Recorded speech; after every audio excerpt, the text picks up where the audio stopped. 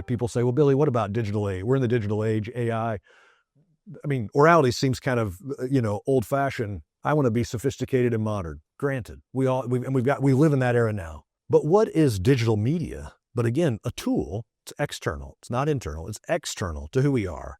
And it's a way to amplify what's being communicated. The best of digital media is when it's mimicking oral communication. At the moment, AI is basically regurgitating what we've already written.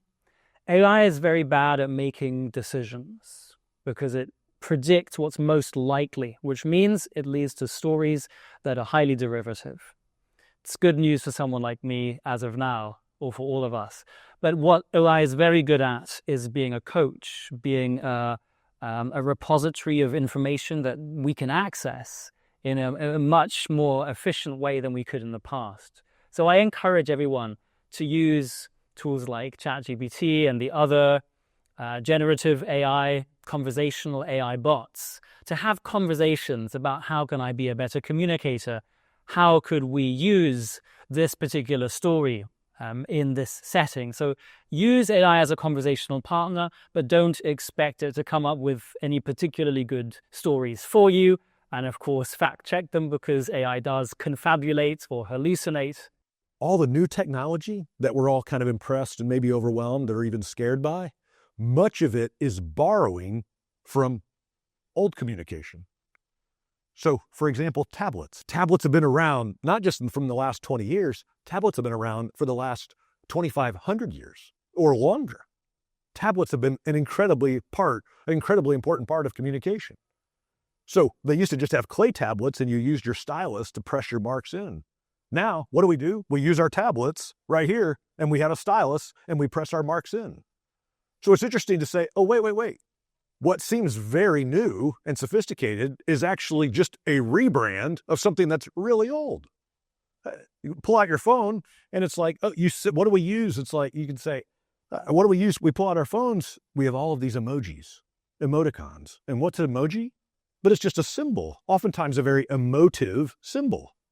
You go back 2,500 years or longer, you've got the Egyptian hieroglyphics. What are they? They're symbols, images. Some of them highly emotive, even offensive to our modern sensibilities. It's like, oh, wait. What we think is very modern and sophisticated is actually it relates. It's just the old being brought forth and refurbished. I want to suggest that's significant because I think rather than saying, oh, orality, sure, that's old fashioned. That was what my grandparents did. It's actually saying, wait. What is it about the old that is being refurbished and branded as new? And if we're going to understand the new, do we actually need to have a very hard look at the old and maybe even a real appreciation for the old? From a theological perspective, AI has an incredible ability to accelerate Bible translation. I know that.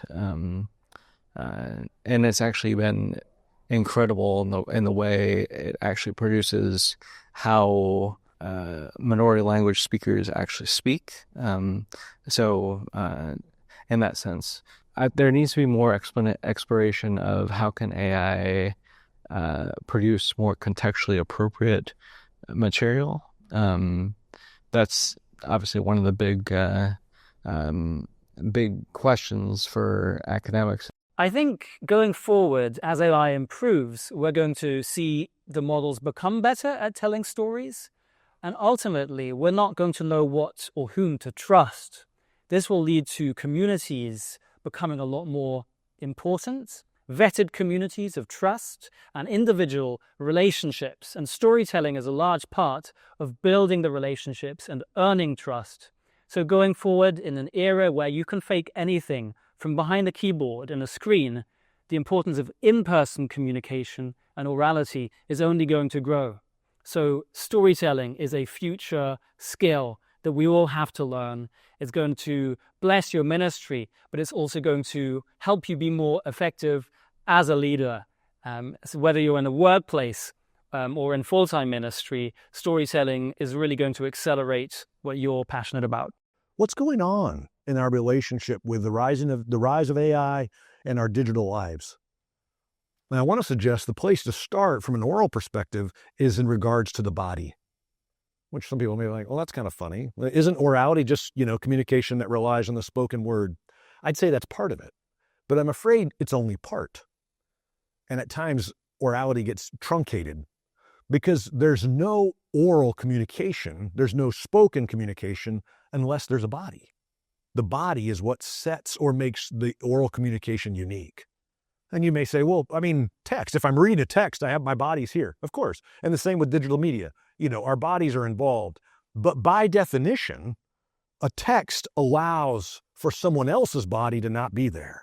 It allows for disembodiment. If I'm on my phone, it allows for someone else's body to not be in the room. So there is a disembodiment that is possible for text and digital media that you can't allow, that orality doesn't allow.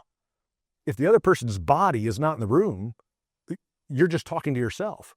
There's no conversation, there's no communication. You say, well, Billy, why does that matter? Because there's something about when we come together, there's something about interacting in a conversation where you're in person, where I can read your face. I'm watching your body language. I'm noticing, oh, you're getting tired. Oh, you just got annoyed. You took issue with that statement.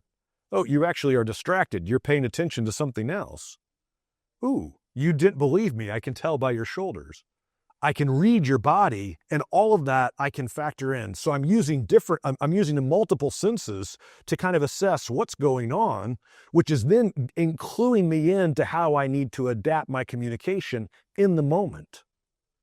And of course, you get some of this with digital media, where you got a Zoom, or a screen of some kind. But there's an element in which digital media allows for all of it, although it allows for some of that embodiment dynamic. I can see the other person on my screen. The challenge is it's all in two-dimensional plane, or it's on the two-dimensional plane. As the world becomes more digital, we're seeing a return to oral, because the same methods of communication are what we see today. Our younger generation, they're not learning necessarily from textbooks. They're getting the summary from YouTube.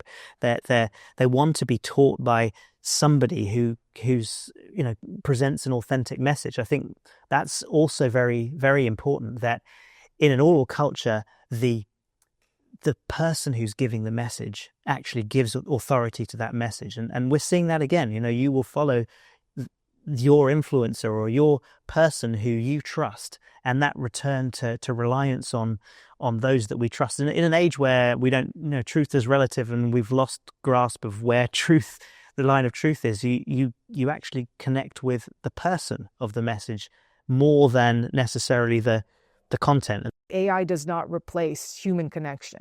And so if those tools help us to get some of the other stuff that can be done quickly out of the way so that we can focus more on the human relationships, the stories, the internalizing of scripture, and have those tools to help us, I think that's fantastic.